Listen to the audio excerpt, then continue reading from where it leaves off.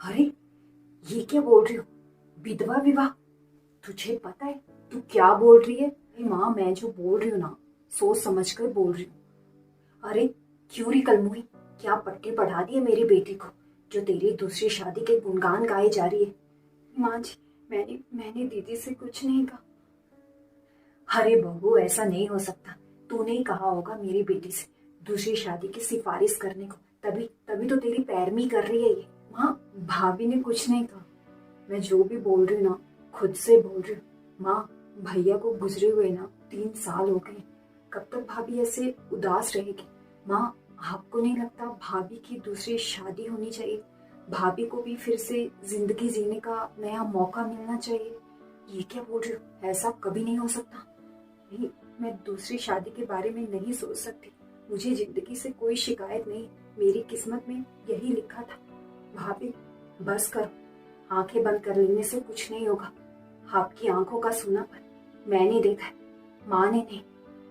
अरे, जब इसको कोई दिक्कत नहीं है तो तू इसकी तरफदारी क्यों कर रही है? हाँ, गौर से देखिए भाभी को। क्या इनके चेहरे पर आपको दुख नहीं दिखाई देता? एक सेकंड के लिए भूल जाइए कि ये आपके बेटे की विधवा है। माँ, क्या पाया इन्होंने अपनी जिंदगी में? कम उम्र में अपने पति को खो दिया। इनकी कोई औलाद भी नहीं है जिनके सहारे ये जी सके। इस परिवार की मान मर्यादा के लिए इन्होंने अपनी खुशियों का बलिदान दे दिया। क्या क्या माँ, हमारा फर्ज नहीं बनता कि हम भी इन्हें नई जिंदगी जीने का फिर से मौका दें? इसमें बुराई क्या है अगर हम भाभी की दूसरी शादी करवा दें, भाभी को नई जिंदगी जीने का फिर से मौका दें, भाभी की खुशियां फिर से वापिस आ जाए? माँ, इसमें इसमें बुराई क्या है? इतनी बेवकूफों वाली बातें मत कर। विधवा की दूसरी शादी, समाज वाले क्या कहेंगे? सब हमारे ऊपर थू थू करेंगे। बेटी, हमें ना इसी समाज के बीच रहना है। अच्छा माँ, भगवान ना करे अगर ये मेरे साथ होता तो आप क्या करती? चुप कर, फालतू की बात मत कर। भगवान ना करे मेरी बेटी के साथ ऐसा हो। भाभी भी किसी की बेटी है।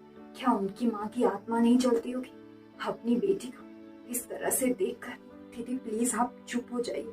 भाभी, अब चुप रहने से कुछ नहीं होगा और अब मैं चुप नहीं रहूंगी। भाभी, अब ना आपको इन तकियानुसी रूढ़िवादियों से निकलना पड़ेगा। मैं आपको इन रूढ़ियों की बलि नहीं चढ़ने दूंगी। जब तक मैं जिंदा हूँ आपके साथ ये सब नहीं होगा।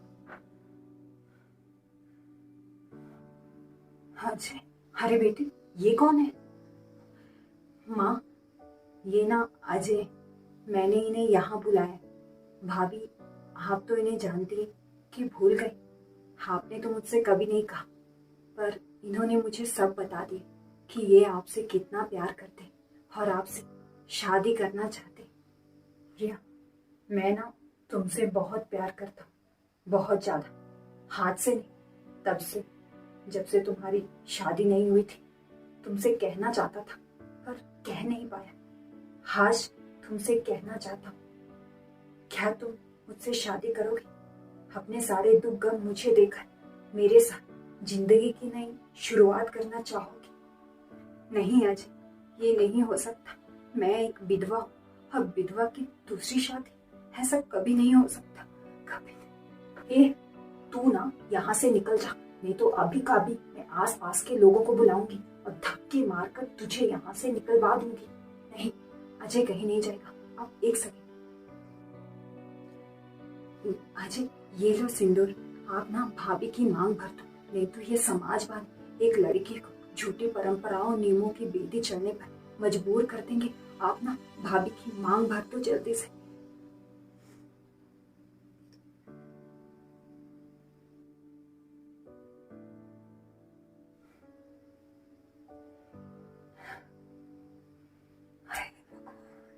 अब पूरे समाज वाले हमारे मुंह के ऊपर थू थू करेंगे।